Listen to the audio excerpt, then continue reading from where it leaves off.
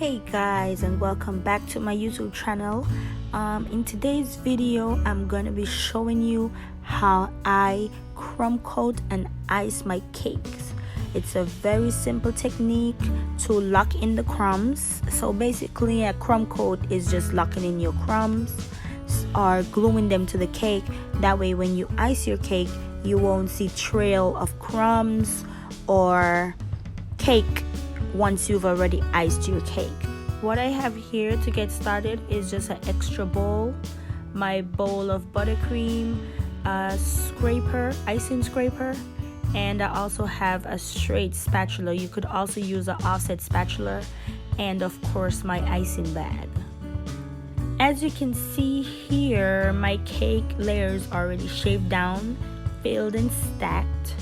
So I'm just gonna now apply my buttercream around the cake.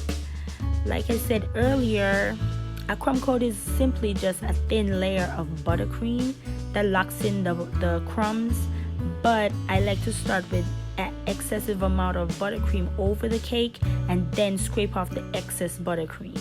Reason being, some of us do have really soft cakes, and when you try to apply just a little bit, it could cause the cake to break or fall apart as you're trying to smooth it out.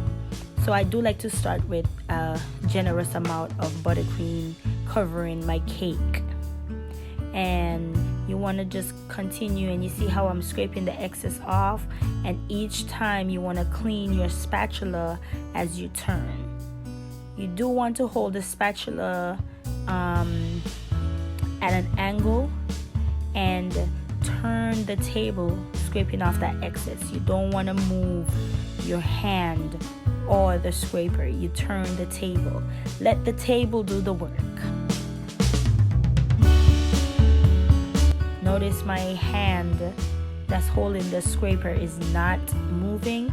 I'm just using my other hand to turn the table as I scrape all the excess buttercream off of that cake. Once you got as close as possible to the cake, that thin layer would be considered your crumb coat, and you can stop right there and then smooth the top off. And for the top, it's very simple. You're just gonna pull that excess in, making sure that you're not pressing down really hard. You just want to slightly pull that top piece in, going around the entire circumference of the cake.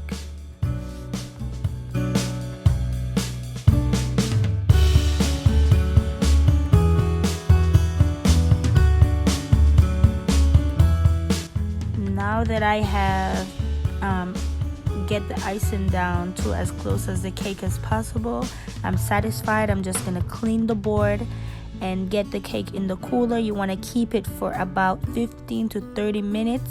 Allow the cake to get nice and hard, and it will lock in those crumbs that you don't want in your cake once you've iced your cake. Notice all my excess icing that I did take off went into that extra bowl as opposed to going back into my icing bowl, because I don't want a messy, crummy buttercream back into my bowl, because I'm going to use whatever icing I have left to ice the cake. And now it's time to ice the cake. First, we're going to start by putting dollops of buttercream on the top of the cake. And you want to put enough so that you can cover the whole top of that cake. And once you've done that, then it's time to smooth it out.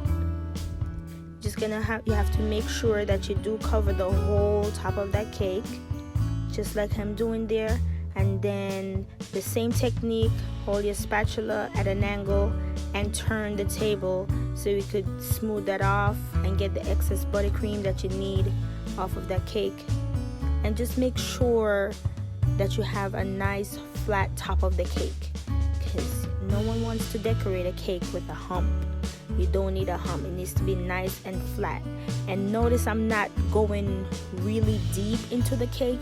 We're gonna start with the sides, and you see how I'm doing the nice back and forth motion to apply the buttercream to the side. You just do that all around the cake. So you want to make sure your whole entire sides or covered with buttercream.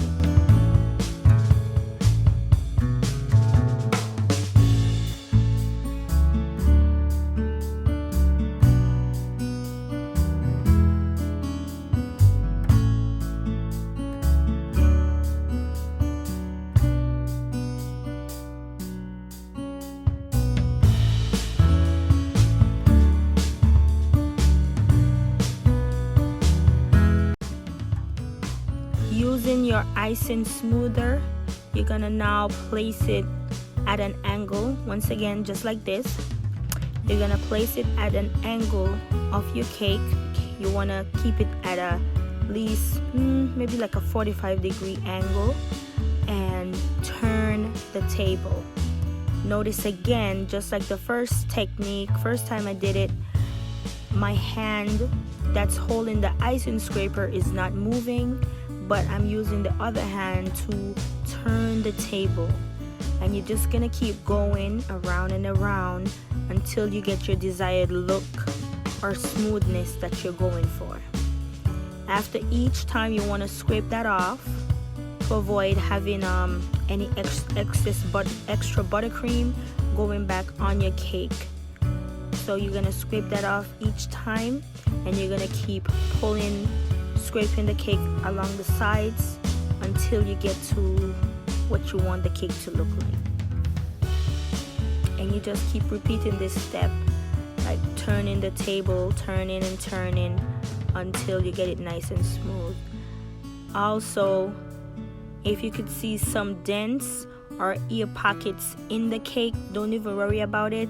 You're just gonna go back and you could just put some like buttercream in the spots where you see like ear pockets or indents that wasn't filled with enough buttercream, and just continue pulling or scraping around the sides until it looks perfect.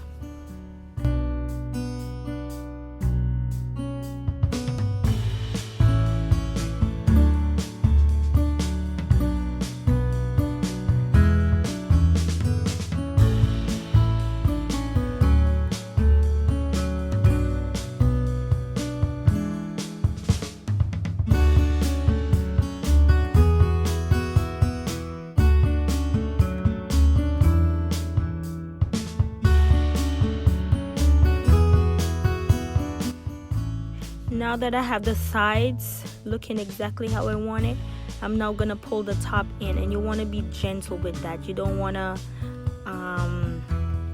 like I said, go too deep. Just like the first time when we were crumb coating, you don't want to go too deep. You're just gonna gently scrape the top in.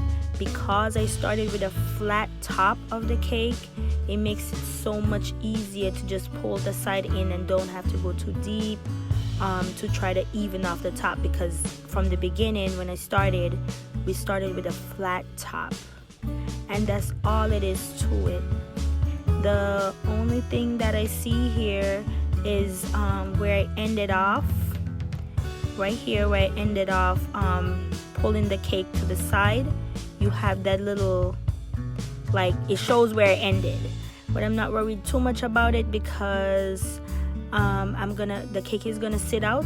I'm gonna allow it to dry, and then I'm gonna go over with my Viva paper and just smooth that out. And there you have it. That's how you crumb coat and ice a cake. And now you're good to start decorating. So once again, guys, I hope you enjoyed this video. If you did, please don't forget to give me a thumbs up. If you're new to the channel, please subscribe, show your support and subscribe, like and comment. Let me know what you guys want to see next. I know this video was highly requested because I know I have people who are watching who are eager to learn the simple stuff, and I'm not against teaching. So like I said, like, comment and subscribe, and as always, I'll see you guys in the next video.